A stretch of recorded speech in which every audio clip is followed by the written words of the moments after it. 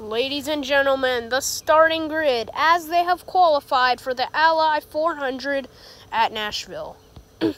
On the pole for Joe Gibbs Racing is Denny Hamlin, and alongside is Joey Logano for Penske. And then we got teammates in row number 2, Kyle Larson for Hendrick Motorsports and his teammate Chase Elliott.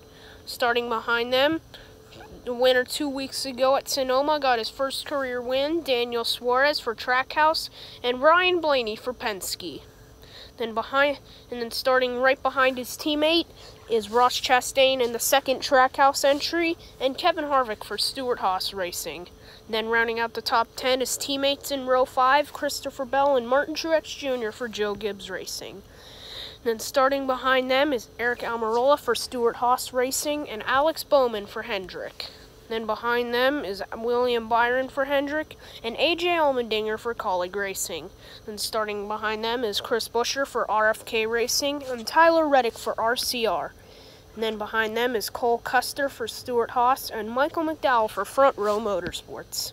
Then behind them is Kurt Busch for 2311 Racing and Austin Dillon in the second RCR entry.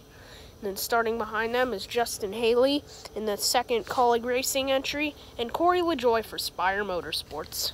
And starting behind them is Eric Jones for Petty GMS and Austin Cindric in the third Penske entry.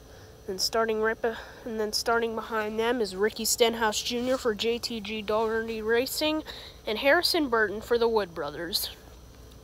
And starting behind them is Brad Keselowski in the second RFK entry, and a big name starting near the back, Chase Briscoe for Stewart-Haas.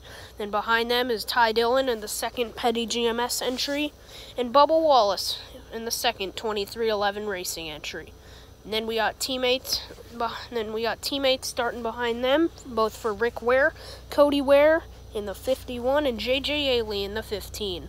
And starting behind them is Todd Gilliland in the second Front Row Motorsports entry, the winner last week of the Truck Series race at Knoxville, and Josh Bolicki in the second Spire Motorsports entry. And then rounding out the field is BJ McLeod for Live Fast Motorsports, and Kyle Busch wrecked during his qualifying lap, thus leaves him starting last. 36 cars were on the entry list, so none failed to make the race. And ladies and gentlemen, there's your field for the Ally 400 at Nashville.